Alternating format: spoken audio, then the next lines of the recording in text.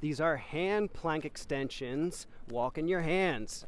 So with hand plank extensions, we're starting off in this good hand plank form with our hips in line with our head and our heels. Chest drop down just a bit so our shoulders are sticking out a little bit behind us. Abs and glutes tight so the spine and hips are neutral and stable to each other. Head is back so it's in line with the rest of the spine. From there, we're going to take our hands, we're going to walk them out one step at a time as far as you're able to still control that form, and then you'll walk your hands back in one step at a time. Once you're all the way back, I would recommend then switching which hand goes first. So I went with my right hand first, now my left hand steps first as I make its way out there, and then pull it back in. Try to take note of how many steps you're taking with your hands, because that is essentially your resistance level. The farther out you make it, the harder it is. I try to do them so that it's a whole hand length. So one whole hand length forward, and I count how many hand lengths I can make it out there, and then I come back.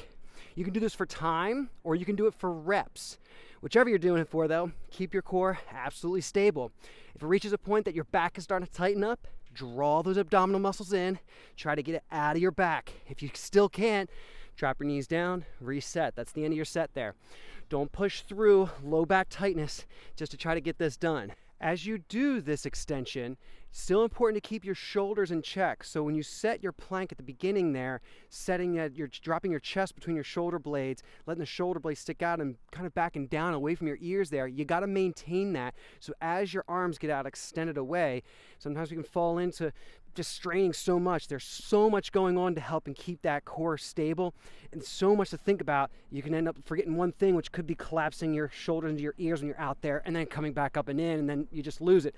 So make sure you're keeping your shoulders in check as well. Shoulders back and down, which means in that plank pose, you're dropping your chest down between your shoulder blades, whether you're on your hands or your elbows, and then you keep that form as you extend all the way out, keeping that space between your shoulders and your ears, and then coming all the way back in. Keep that core stable and take your time working these hand plank extensions, walking your hands.